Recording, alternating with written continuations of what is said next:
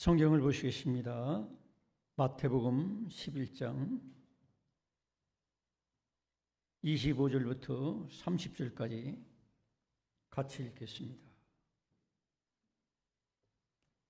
시작. 그때 예수께서 대답하여 이르시되 천지의 주제이신 아버지여, 이것을 지혜롭고 슬기 있는 자들에게는 숨기시고 어린아이들에게는 나타내심을 감사나이다. 올소이다 이렇게 된 것이 아버지의 뜻이니이다. 내 아버지께서 모든 것을 내게 주셨으니 아버지 외에는 아들을 아는 자가 없고 아들과 또 아들의 소원대로 계시를 받는 자 외에는 아버지를 아는 자가 없느니라. 수고하고 무거운 짐진 자들아 다 내게로 오라. 내가 너희를 쉬게 하리라. 나는 마음이 온유하고 겸손하니 나의 멍에를 메고 내게 배우라. 그리하면 너희 마음이 쉼을 얻으리니 이는 내 멍에는 쉽고 내 짐은 가벼움이라 하시니라. 아멘. 이 말씀을 통해서 쉬게 하리라, 이런 제목을 가지고 말씀을 나누겠습니다. 서로 인사를 나누시기 바랍니다. 잘 오셨습니다. 주님의 사랑으로 사랑합니다. 네, 여러분 무더운데 좀 쉬고 싶죠, 그죠? 요즘에는 그래서 8월 초는 대개 휴가 기간이라고 기업체나 이런 데서 다 쉬게 합니다. 그런데 우리 예수 믿는 사람들은 왜 쉬어야 되는데 주일날 이렇게 쉬지도 않고 나오실까요? 좀 모순 같죠, 그죠? 그런데 여기 오늘 읽은 성경에 보니까 예수께서 내가 너희를 쉬게 하리라 그랬어요. 우리가 쉰다는 것은 우리 육체만 쉬는 게 아니죠. 우리 영혼이 쉬어야 돼요. 우리가 인간이 줄 수 있는 쉼, 인간이 추구하고 있는 쉬는 방법들, 그것은 쉼을 주는 것 같은데 결국 우리들에게는 더 엄청난 짐이 되는 수가 있고 또 고통이 되는 수가 있어요. 어떤 사람들은 쉬고 싶다고 술을 마시죠. 술을 마시고 내 쉬고 싶다. 근데 그 술을 통해서 우리에게 참된 쉼을 줄 수 있느냐면 그렇지 않아요. 나중에는 그 술이 엄청난 짐이 되고 실수를 하게 하고 죄를 짓게 하고 또 중독이 되게 해서 자신과 가정과 사회에서 이제 낙오자가 되게 하기도 해요. 또 어떤 사람들은 도박, 오락 이런 걸 통해서 쉼을 추구하죠. 또 어떤 사람은 게임 중독되면 아주 가족도 저버리고 거기에 중독되는 수가 있어요. 그 외에도 우리가 인간적인 방법으로 여러 가지로 쉬고 싶어서 추구하는 것들이 있어요. 쾌락을 추구해요. 근데 쾌락은 순간적이고 인간을 진정한 힘을 줄 수가 없어요. 어떤 사람은 바다로 가면 쉬게 되겠지.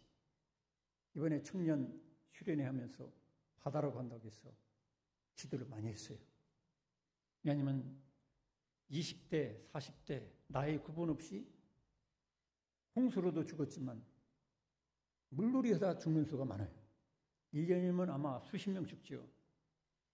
그래서 더 긴장하고 더 기도했습니다. 또 청년들이 출발하기 전에 일부러 제가 요청해가지고 기도해 주겠다 하고 기도하고 그래서 참 이번에 무사히 잘 마쳤어요. 그것만 해도 일단 성공인 것 같아요. 할렐루야. 여러분, 우리가 바다로 가면 쉴 것 같지만 그래서 쉬고 온 청년들에게 물어봤어요. 야, 너들 잘 쉬었냐?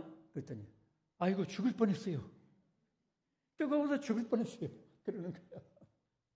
얘는 바닷가 우리가 생각할 때는 상상할 때 시원한 바람과 파도가 일동이고 거기에 몸을 담고 헤엄치면 시원할 것 같지만 다 그런 건 아니에요. 땡볕에 고생을 몇 번 해본 분들은 이제 철이 들면 그런 데 안 갑니다. 저도 이제 안 가요. 제일 좋은 방법은 참외 2, 3천 원어치 사다가 다라이에다 담가놓고 선풍기 쐬고 충분해요. 그러면 가장 경제적인 겁니다. 지금까지 저는 개인적으로 교회에서나 가정에서 에어컨 킨 적이 없어요. 왜냐하면 선풍기 바람만 가지고도 내가 마음이 쉬면 다 쉬는 거예요. 충분해요. 수박 요새 비싸죠. 한 3만 원 넘대. 수박도 필요 없어요. 참외 그냥 1,000원짜리, 2,000원짜리 한두 개 갖다가 물에다 담가놓고 그러다가 깎아 먹으면 그 몇천 원 가지면 휴식을 충분히 취합니다. 아니 그거 없어도 돼요. 왜냐면 낮에 고생하다가 밤에 잠만 4시간, 5시간 자면은 반짝반짝하니까 얼마나 좋은지 몰라. 성도 여러분, 하나님이 주신 힘의 기회는 많이 있다는 것을 믿으시기 바랍니다. 꼭 내가 막 비싼 돈을 들여서 수십만 원 들여가지고 바닷가에 가고 산 계곡에 가고 막 외국에 여행 가고 그래가지고 쉬는 것만이 아닙니다. 가장 경제적이고 스트레스 덜 받고 목숨을 뺏기지 말고 남에게 피해 주지 말고 여러분 얼마든지 쉴 수 있다는 사실을 여러분 깨달으시기 바랍니다. 그 외에도 쉬는 방법, 경제적인 방법을 알려달라고 하면 제가 많이 알려드릴게요. 자, 여기 어떤 사람들은 그런 사람들이 있어요. 인생 살기 너무 힘들다. 그래서 아예 목숨을 끊어버리는 사람도 있잖아요. 여러분, 목숨을 끊는다고 해서 그게 힘이 되는 게 아니에요. 또 어떤 사람은 권력이 힘을 줄 줄 알고 권력을 추구하죠. 그런데 우리는 우리나라 현대 정치를 이렇게 봐도 알겠지만 권력이 힘을 주는 게 아닙니다.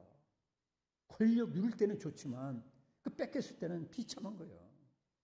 여러분, 재물이 힘을 줍니까? 재물이 진정한 힘을 줄 수가 없어요. 저는 인터넷 뉴스를 보다가 장난한가요? 뭐 100억, 100몇십억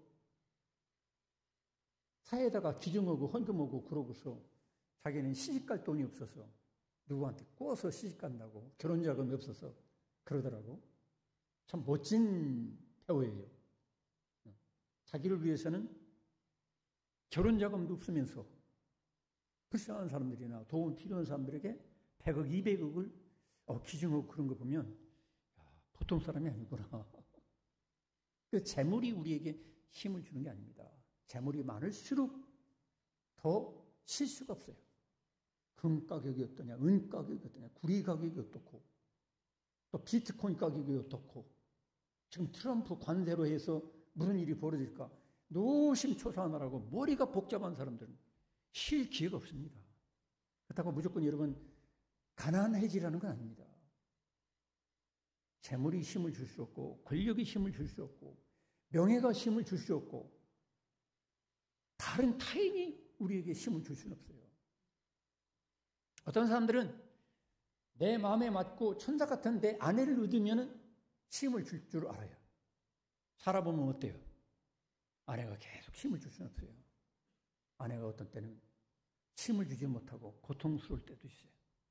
집사람도 어깨 다쳐가지고 이렇게 되니까 그동안에는 제가 힘을 누렸습니다. 밥 해주지, 빨래 해주지, 뭐 음식 만들어주지, 편했어요. 이 어깨가 저렇게 되니까 제가 닦아줘야지, 또 치료해줘야지, 병원 가기는 싫으니까 제가 직접 치료하거든요. 도파리 의사. 그러다 보니까 쉬는 게 아니라 이게 진정한 노동이 되는 것 같고, 그래서 제가 깨닫습니다. 그렇구나. 내 아내가 그동안 나에게 많은 힘을 베풀어줬는데 그 고마움을 제대로 깨닫지 못했구나. 뭐 이 정도면 약과죠. 여러분 같이 살다 보면 벌써 40, 50대에 뇌졸중이 와서 쓰러져가지고 20년, 30년을 뒷바라지 해주느라고 고생하는 분들이 있어요. 그런 남편, 그런 아내가 있어요. 여러분, 내가 마음에 맞는 사람을 만나면 그게 그 사람이 나에게 영원한 참 힘을 줄 수 있는 게 아닙니다. 네, 마음에 맞는 멋진 남편과 결혼했는데 그 멋진 남편이 철딱선이 없는 어린애만 또 못하게 앙탈을 부리고 엉뚱한 짓 하고 그렇게 되면 어때요? 아유, 제가 없었으면 좋겠다. 이런 사람들이 있는 거예요. 여기는 없어요. 제가 볼 때. 여러분, 진정한 힘은 하나님만이 줄 수 있다는 사실을 믿으시기 바랍니다. 여기 오늘 읽은 말씀에 예수께서 내가 너희로 쉬게 하리라. 전능하신 하나님, 사랑이 무한하신 하나님, 그분만이 우리에게 영원한 쉼을 줄 수가 있어요. 근데 사람들은 자꾸 막 딴 데 찾아러 다니는 거야. 돈 벌러 가고, 권력을 잡으러 가고, 명예와 인기를 끌려가고, 사람들을 막 자기 편이 되게 하고 난리 법석을 피지만 결국 끝은 뭐예요? 배신, 배은망도, 그리고 절망, 낙심. 결국 자기 자신에 대해서도 낙심하게 되는 거예요. 진정한 힘은 예수님만이 줄 수 있다는 사실을 깨달으시길 축원합니다. 여기 오늘 읽은 본문 바로 전에 읽지는 않았지만 어떤 상황이냐면 의인이었다고 생각하는 세리요한은 잡혀가고 옥에 갇히고 예수님은 어떻게 보면 그 의인이 세리요한을 자기 앞길을 열어줬던 세리요한을 옥에서 해방시켜줘야 되는데 힘을 줘야 되는데 그렇게 하지도 않으면서 예수님은 사람들과 어울리고 또 예수님은 죽은 자도 살리고 나면서부터 안전병이도 고치고 귀신을 물리쳐주고 계속 자기 일만 하는 거야. 그런데도 불구하고 그때 당시에 사람들은 예수님을 인정하지 않고 귀신이 들려서 저런 일을 한다고 죽은 자도 살리고 병든 자를 고쳐준다고 귀신이 들려서 그렇다고 막 비난하고 비판하고 그런 분위기였어요. 종교적인 분위기는 유대 종교의 그 세밀한 율법을 지켜야만 구원을 받을 것처럼 가르치고 율법 종교의 특성인 하나님의 율법 말씀을 지켜서 구원을 얻을 것처럼 가르치고 자기들도 구원받지 못한 상태고 메시아가 오셨는데도 불구하고 메시아 예수를 알아보지도 못하고 예수님을 적대하고 예수님을 거역하며 싸우며 살아가는 이런 분위기 속에서 예수님은 지금 말씀을 하시는 거예요. 그래서 내가 너희로 쉬게 하리라. 이것은 그때 당시에 진정한 힘이 없어요. 불의가 불법이 판치고 권력이 무자비하게 힘없는 백성들을 눌러버리고 로마의 압제 속에서 또 종교라고 있는 그 유대 종교와 우상 종교들은 결코 인간들을 더 피곤하게 만들지 그들에게 참된 신과 자유를 줄 수가 없고 구원이 없어요. 이런 백성들을 쳐다보고 예수님은 오늘 여기 읽은 말씀 25절부터 30절까지 말씀하시는 겁니다. 그래서 그때라는 것은 바로 그런 때에 진정한 힘이 없고 종교에도 힘이 없고 정체도 힘이 없고 경제에도 힘이 없고 그런 불쌍한 백성들에게 예수께서 말씀하십니다. 오늘날 우리들도 교회를 다니면서도 진정한 힘이 없는 사람들이 있어요. 진정한 힘이 없는 사람은 특징이 뭐예요?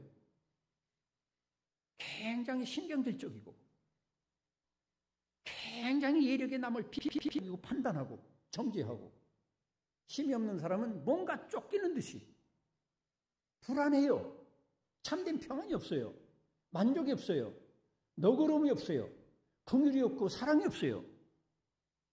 신앙생활은 율법주의적인 태도로 그냥 내가 뭔가 행해가지고서 복을 받든지 뭔가 하나님 앞에 인정받으려고 하는 그런 마음밖에 없어요. 진정한 자유와 힘이 해방이 없다는 거지. 그러니까 다른 사람에 대해서도 관계가 빡빡해져. 조그만 말 한마디에도 아주 과멸하게 반응하고 오해하고 시험 들고 상처받고 그래요. 이게 뭐냐면 진정한 힘을 누릴 줄 모르는 사람들의 특징이다 이 말이지. 그리고 자기 자존심 아니면 자기 열등감 때문에 괴로워해요. 자존심이 강할 때는 남을 무시하고 멸시하고 또 그 자존심이 세워지지 못하고 상처받으면 괜히 열등감 때문에 누가 뭐라고 말을 안 했는데도 불구하고 굉장히 귀를 기울이고 사람들을 의식해. 참 피곤하죠. 그러면서도 신앙생활 한다고 교회를 다니는 거예요. 여러분, 진정한 쉼이 있기를 축원합니다. 진정한 쉼이 없으면 누구 좋으라고 신앙생활 하는 겁니까? 누구 좋으라고 신앙생활 하는 거예요? 목사 좋으라고 신앙생활 합니까? 교회 장로님들 위해서 신앙생활 하는 겁니까? 아니에요. 여러분의 진정한 쉼과 자유와 해방과 하나님의 신 그 은혜를 충만히 누리는 저와 여러분 되기를 축원합니다. 이걸 우리가 놓치지 말아야 돼요. 예수님께서 우리에게 진정한 쉼, 쉬게 하리라 이렇게 말씀하시는데 그 방법에 대해서 말씀하십니다. 여기 25절에 보니까 그때 예수께서 대답하여 이르시되 천지의 주지이신 아버지여 이것을 지혜롭고 설기 있는 자들에게는 숨기시고 진정한 쉼을 누리려면 내가 어린아이같이 겸손해야 되는 거예요. 바로 전에 나오는 20절부터 24절에 나오는 그런 사람들은 어떤 사람들입니까? 23절에 보니까 가버나움아 네가 하늘에까지 높아지겠느냐 음부에까지 낮아지리라. 그들이 쉬지 못하는 이유가 뭐냐면 높아져서 그래요. 교만해서 그래요. 교만해서 참된 힘이 없다는 거지. 그래서 예수님은 아버지여 이것을 지혜롭고 설기 있는 자들, 이거는 어떤 면에서 부정적인 얘기입니다. 지혜롭고 설기 있어야지요. 미련하면 안 되지요. 그러나 여기서 말하는 것은 지혜롭고 설기 있는 자들이라는 건 스스로 나는 지혜롭고 슬기롭다, 스스로 의롭다 이렇게 얘기하는 사람들을 얘기하는 거예요.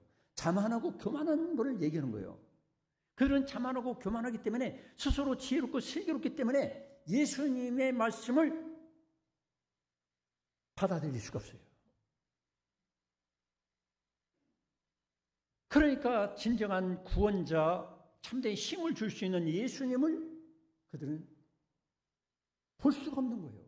아, 저분이 메시아구나. 저분이 나의 진정한 구원자구나. 저분이 인간의 육체를 입고 오신 하나님이구나. 이걸 볼 줄 알아야 되는데 그들은 스스로 지혜롭고 스스로 슬기롭고 스스로 높아지니까 예수님을 무시하는 거예요. 하나님이신 예수님까지 무시하고 아무 죄가 없는 의로운 절대 의로운 예수님까지도 그들은 정죄하고 비판하는 거예요. 병든 자를 고치면 귀신 들려서 그렇지. 설교면 성경과 안 맞네. 이단이야. 저거. 이런 식으로 되어 있다는 거죠.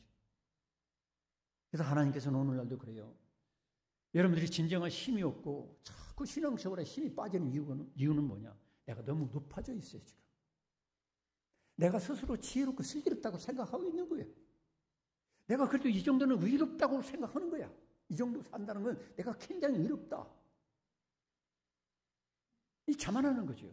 이런 사람에게는 진정한 힘이 없어요. 왜? 참된 구원자 예수 그리스도를 지금 마음의 눈으로, 영적인 눈으로 보지 못하고 그분의 임재를 체험할 수 없어요. 만날 수 없어요. 예배에도 만날 수 없고 기도에도 만날 수 없고 어디서도 만날 수 없어요. 문제는 무엇이냐? 지혜롭고 슬기롭다고 생각하는 그 생각, 자만과 교만 때문에 그들은 만날 수가 없어요. 그래서 예수님 뭐라고 하십니까? 지혜롭고 슬기 있는 자들에겐 숨기신다는 거예요. 왜? 하나님은 겸손한 자에게 천국을 주시기 원하시거든요. 겸손한 자를 만나주시기 원하시거든요. 교만과 자만과 스스로 슬기롭고 지혜롭다는 그것이 하나님까지도 멸시하고 하나님까지도 무시하는 거예요. 보지 못하게 하는 거예요. 그래서 여기 보니까 어린아이들에게는, 따라하겠습니다. 어린아이들에게는 나타내심을 감사하나이다. 오늘날도 하나님이 누구에게 하나님을 나타내십니까? 어린아이 같은 자들에게 나타내 주세요. 할렐루야. 여러분, 대학원 나온 사람, 박사고 있는 사람, 정말 누가 봐도 슬기롭고 지혜로운 사람, 이런 사람에게 하나님이 나타내 주지 않습니다. 하나님은 진실로 내가 얼마나 낮은 자인지, 얼마나 내가 미련하고 하나님 보실 때 어리석은지 이걸 철저히 느끼고 깨닫고 자기를 낮추는 그 자에게, 그 사람에게 하나님은 자기를 나타내 주신다는 거죠. 신앙생활 수십 년이 있어도 하나님이 나타난 것을 못 보는 사람들이 있어요. 내 인생에서 하나님이 막 나타나는 그런 체험적인 신앙생활이 없는 사람들이 있어요. 참 불쌍한 거죠. 이론은 알아, 이론. 그런데 이 이론은, 머릿속에 있는 이론은 언제든지 다른 이론이 들어와서 흔들리게 할 수 있는 거예요. 그 이론 가지고 되는 게 아니에요.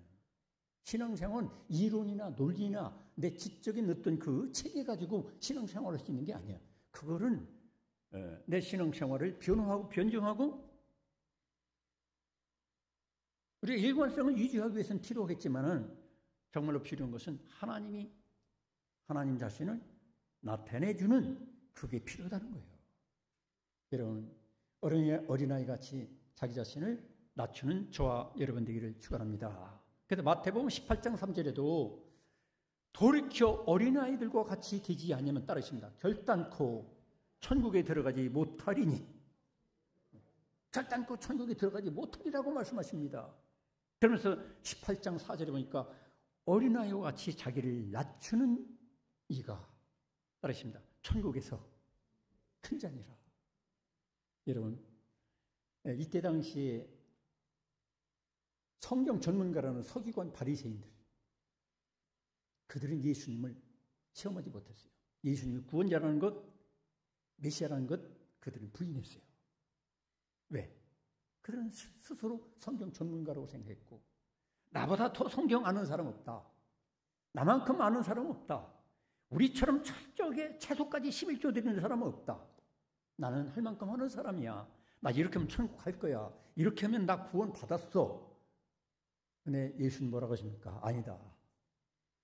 내가 지금 스스로 의롭다고 하고 스스로 지혜롭고 슬기롭다고 하는 그 자체가 나는 하나님을 만날 필요가 없는 것처럼 살고 있는 거야. 이렇게 얘기하는 거예요. 그래서 26절에 뭐라고 하십니까? 옳소이다. 이렇게 된 것이 아버지의 뜻이니이다. 여러분, 자기를 낮추는 저와 여러분 되기를 축원합니다. 여러분, 자꾸 자기를 높이려고 하면 피곤해요. 제가 청년 때 어떤 아가씨들을 아는데, 우리 집사람 비밀입니다. 아예 하이힐이 굽이 한 30cm 되는 걸 신고 다니는 아가씨들이 있더라고. 근데 놀랐어요. 왜 그래요? 키가 커 보이게 하려고. 키가 커 보이게 하려고 막 이 하이힐 굽이 20cm, 30cm 되는 하이힐을 신고 이렇게 키 큰 남자하고 팔짱을 끼고 걸어가는 거야. 제가 그런 걸 쳐다보니까 참 불쌍하더라고. 아니, 자기 키 타고난 대로 하나님 주신 선물인 줄 알고 행복하게 즐기며 살면 되는데, 무엇 그 굽을 그냥 하이힐 굽을 20cm, 30cm 높여가지고 신고 다니려면 얼마나 온 가지 하체의 근육이 얼마나 많이 잘 움직여야 되겠습니까? 피곤하지. 그렇다고 여러분 그런 거 그거 신지 말라는 건 아닙니다.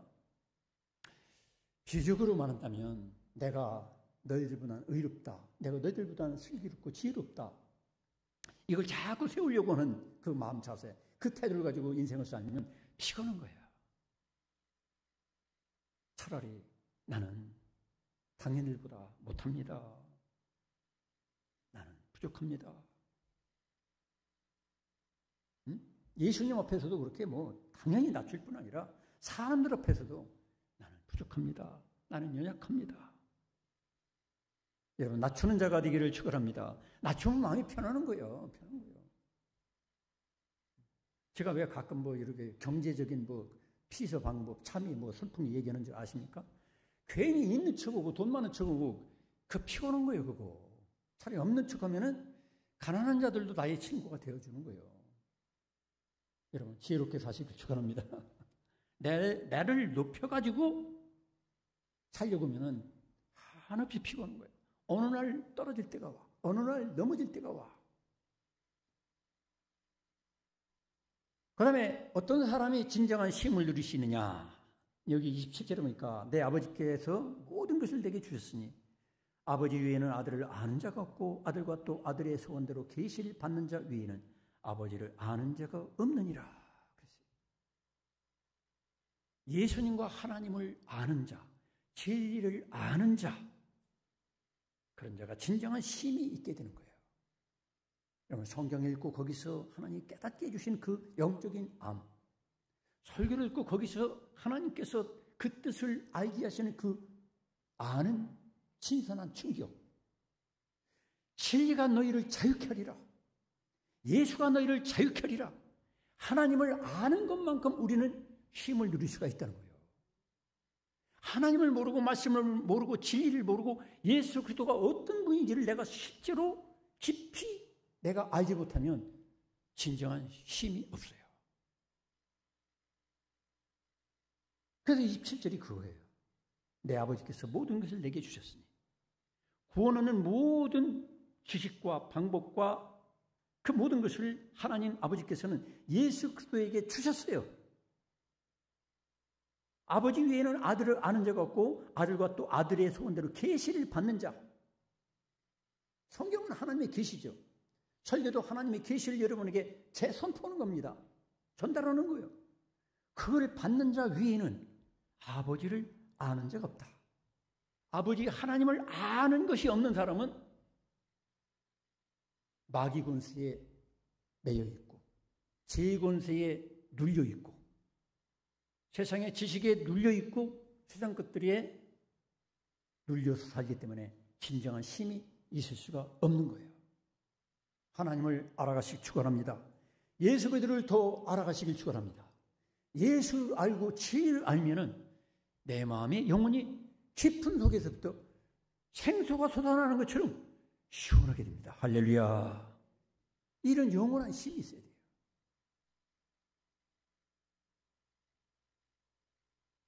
그 다음에 자기를 의지하지 않는 어린아이같이 하나님만을 전적으로 의지하는 사람이 쉼을 누리게 됩니다. 여러분 어린애들은 어때요? 아빠 엄마를 100% 의지하잖아요. 어떤 분이 그런 경험을 얘기해요. 자기 아들 4살짜리를 높은 데 올려놓고서 아빠한테 뛰어내려 4살짜리는 뭐 주저없이 뛰어내려요. 근데 7살짜리 올려놓고서 아빠한테 뛰어내려 안 뛰어내려. 왜? 멈칫하다가 왜? 그만큼 4살짜리보다 7살짜리는 자기가 지혜롭고 슬기롭고 또 아버지를 100% 의지하면 안 된다는 것을 조금씩 알아갔기 때문에 저 높은 데서 뛰어내리면 아버지가 분명히 잘못 받으면 나 죽는 수가 있다. 7살짜리와 4살짜리가 그렇게 차이가 나는 거예요. 영적 세계에는요, 예수님 앞에서는 우리 4살짜리가 아니라 2살짜리 정도라면 보면 돼요. 예수께서 뛰어내려. 예! 아멘! 하고 뛰어내리면 되는 거야. 그렇다고 여러분 옥상에 올라가서 무조건 뛰어내리면 안 됩니다. 이게 무슨 말이냐면 모든 걸 100% 전적으로 의지하는 거야. 믿고 신뢰하는 거야. 믿고 신뢰하는 만큼 우리는 쉬게 된다는 거죠. 내가 7살, 8살, 9살, 10살 나이가 들수록 아버지, 엄마에 대해서 믿음이 없어지잖아요. 100% 신뢰하면 안 된다는 거 알잖아요. 하도 죄가 성하니까 더군다나. 근데 예수님은 하나님 우리 아빠는 우리를 말씀에 순종하면 100% 책임져 줄 수 있는 그런 분인 것을 믿으시길 축원합니다. 그걸 여러분이 확신해야 돼요. 믿지 못하니까 쉬지 못합니다. 제가 고속도로 같은데 장거리 운전할 때는 집사람한테 제 아내에게 운전대를 맡길 때가 있어요. 1시간만 맡겨도 굉장히 제가 도움이 돼요. 5시간, 6시간 운전하는데 1시간을 아내가 운전해주면 너무 좋아요. 근데 우리 집사람이 그래요. 저보고 여보 눈 감고 푹 주무셔. 제가 눈 감고 푹 주무실 수 있습니까? 저는 절대로 못해요. 우리 집사람이 나보다 운전을 늦게 배웠고 내가 생각할 때는 아내를 100% 신뢰를 못 하겠어요. 운전만큼은. 그래가지고 눈 감고 푹 주무시라고 해도 눈 떴다 감았다 하면서 이 여자가 제대로 지금 운전하는지 그냥 엉뚱한 데 가는지 그럼 속도가 빨리 여보 이거 왜 작은 거리가 이렇게 되면 되나 간대로 하다 보니까 쉴 수가 없어요. 여러분 우리 주 예수 그리스도 성령 하나님은 100% 완벽한 퍼펙트한 여러분의 인생의 운전자인 것을 믿으시기 바랍니다. 맡기는 거예요. 어린애들 2살짜리, 3살짜리, 4살짜리는 다 맡겨. 성도 여러분, 다 맡기면 쉬게 되는 거예요. 맡기지 못하니까 맨날 염려하고 근심하고 걱정하고 노심초사하고 인간적인 수단, 방법 다 부리고 그러다 보니까 죄를 하도 힘이 없고 정신적인 질병도 찾아오고 그렇게 되는 거죠. 그 다음에 마음이 여기 오늘 읽은 성경에 뭐라고 합니까? 29절에 28절에 수고하고 무거운 짐진 자들아 다 내게로 오라 내가 너희를 쉬게 하리라. 여러분 우리가 교회 나오는 건 누구 때문에 나오는 겁니까? 예수님께 가까이 나오려고 나오는 거예요. 세상에 많은 건물도 있고 공동체도 있지만은 참된 교회는 예수에 대해서 말씀하는 거예요.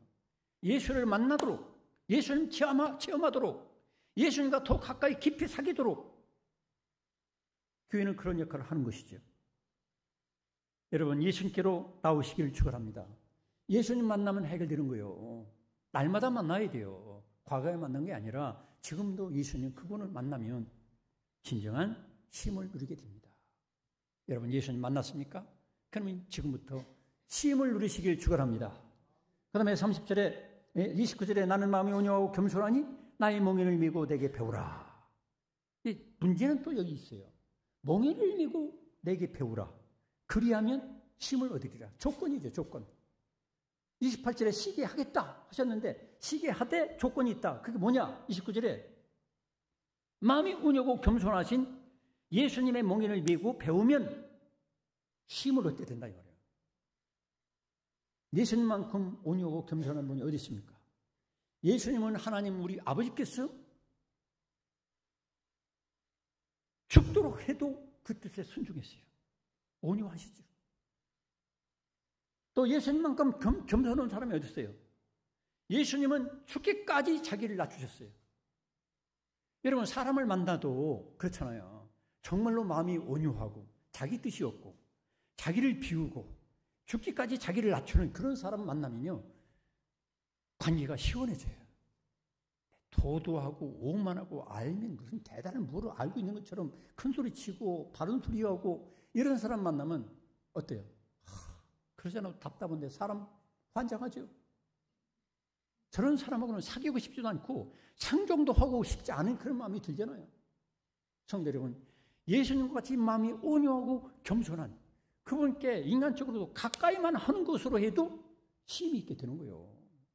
할렐루야.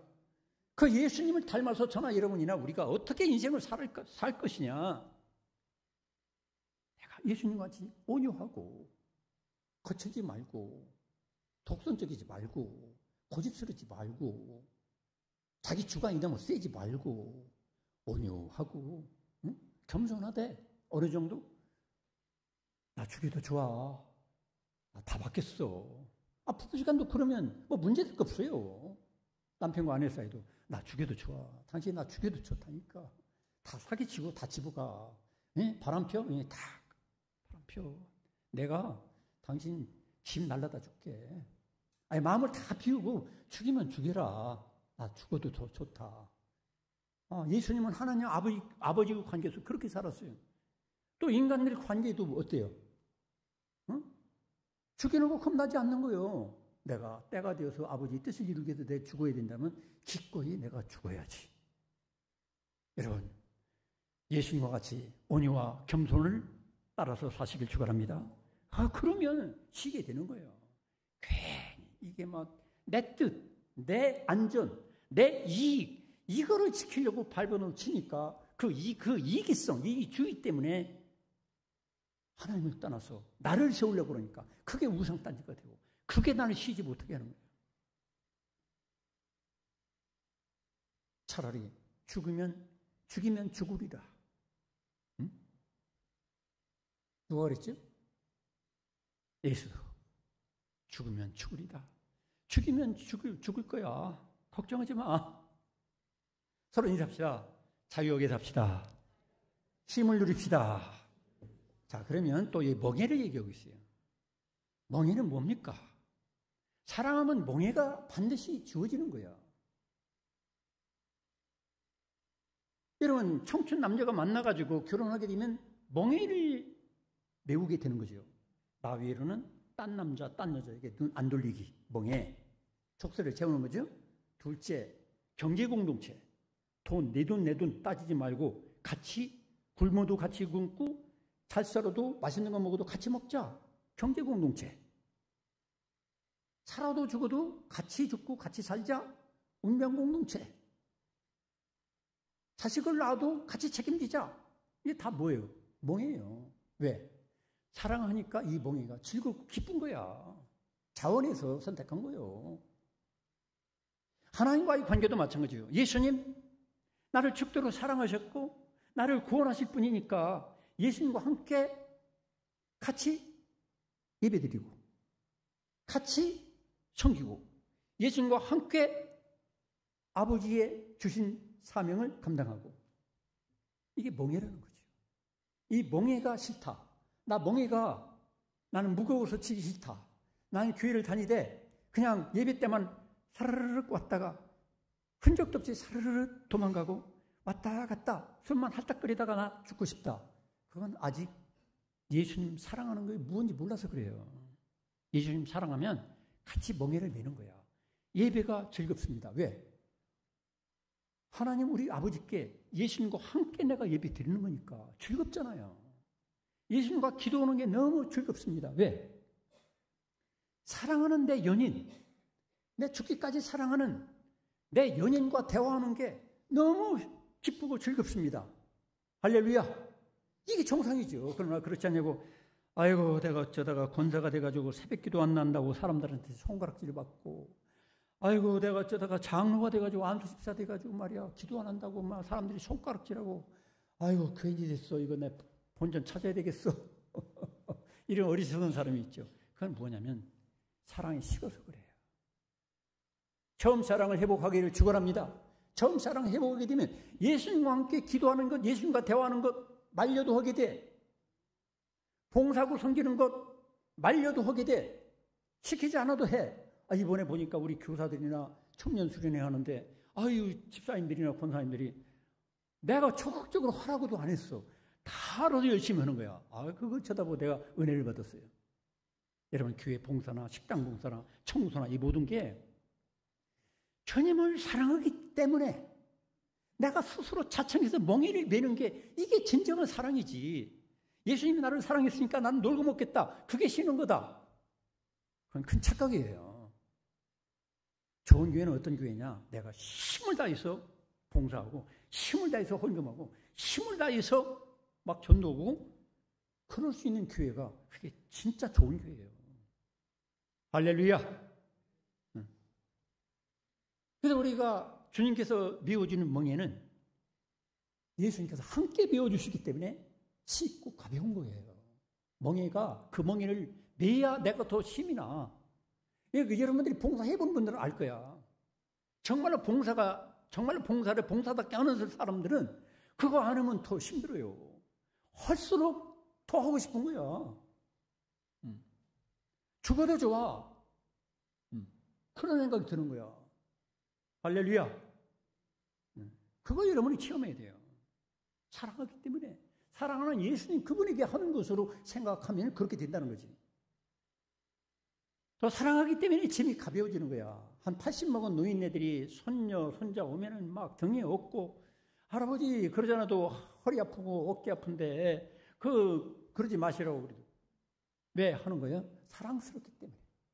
저도 이게 어깨가 아프고 그래도요, 손녀들 오면은 업고, 어제도 우리 집에 왔더라고. 막 열심히 또 근혜 대주고, 막 잠자는 시간 다 돼가지고 이런 아주 과격한 근혜를 대주지 않으면 얘가 막 또 막 넌더리를 내고 막 나자빠지고 무슨 벌레처럼 막 꿈틀거리고 난리 피워. 그래가지고 이 무슨 벌레같이 왜 이러느냐고. 얘는 이제 잠잘 시간이 됐는데 잠은 안 오고 그러니까 이제 몸부림치는 거야. 어느 때는 막 팔 아파도 막 이러고. 성도 여러분, 이 사랑을 회복하시기 바랍니다. 사랑하는 게 이게 재미고 행복이고 이게 남는 장사예요. 그리고 죄의 멍에를 벗겨주고 우리에게 예수님이 지시는 천사의 날개 같은 짐을 얹어주시기 때문에 예수님의 멍에는 가벼운 거예요. 치게 되고. 할렐루야. 우리가 세상에서 가장 무거운 게 뭐라고 생각하십니까? 뚱남이 아닙니다. 가장 무거운 것은 무거운 것은 바로 죄의 무게라고 그래요. 죄를 지면 지옥까지 내려가는 거예요. 지옥까지 가라앉게 되는 거예요. 힘들어요. 죄를 지면. 그런데 예수님께서 배워주신 예배와 기도와 봉사와 성경과 이 모든 봉사 이런 것들을 천사의 날개처럼 우리에게 붙여주시는 거예요.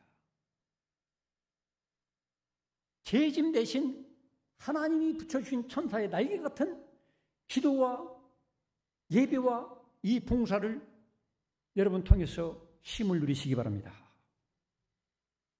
천국의 영광이 또 우리 앞에 기다리고 있기 때문에 우리가 주님의 멍에 메워주신 것이 힘이 되는 거예요. 여러분, 죽으면 끝나는 것 같죠? 아니, 그래요. 내가 죽어도 내 앞에 천국이 기다리고 부활하신 주 예수님이 기다릴 것을 내가 눈앞에 사실로 믿어지면 죽음의 강도 넉넉히 기쁨으로 넘어갈 수 있어요. 스데반 집사님, 사도 바울이나 이런 사람들은 그랬잖아요. 오늘 저와 여러분도 이제 조만간 갈 수 있잖아요. 이 강을 어떻게 건너느냐? 바로 천국의 영광과 부활의 예수 그리스도, 그분이 기다리신다는 희망과 소망을 가지면 그렇게 되는 거예요. 물고기는 그 무거운 물속에서 헤엄을 치면서 아이고 무거워 그러지 않아요. 자유로워요. 예수 안에서, 진리 안에서, 말씀 안에서 하나님이 주신 은혜와 사랑 속에서는 모든 것이 무거운 것이 아니라 아주 가벼운 것이 되는 거예요. 성도 여러분, 여러분들이 평생 쉬면서 쉬게 하리라, 예수님이 약속하신 그 쉬게 하리라 하신 그 약속의 말씀이 저와 여러분에게 이루어져서 날마다 쉬면서 기쁘고 즐겁게 주님을 예배하고 주님의 뜻을 이루면서 봉사하는 아름다운 멋진 인생을 살아갈 수 있기를 축원합니다. 기도하겠습니다. 하나님 아버지, 수고하고 무거운 짐진 자들아 다 내게로 오라. 내가 너희로 쉬게 하리라. 우리를 진정으로 쉬게 할 수 있는 전능하신 하나님, 우리 주 예수 그리스도의 구원과 참된 자유, 참된 쉼을 이제 앞으로 우리 모든 성도들은 누리면서 살게 될 줄로 믿습니다. 이 믿음 가지고 날마다 하나님께 찬양과 영광을 돌리며 복되게 살게 하여 주옵소서. 예수님의 이름으로 기도드리옵나이다. 아멘. 주신 말씀 생각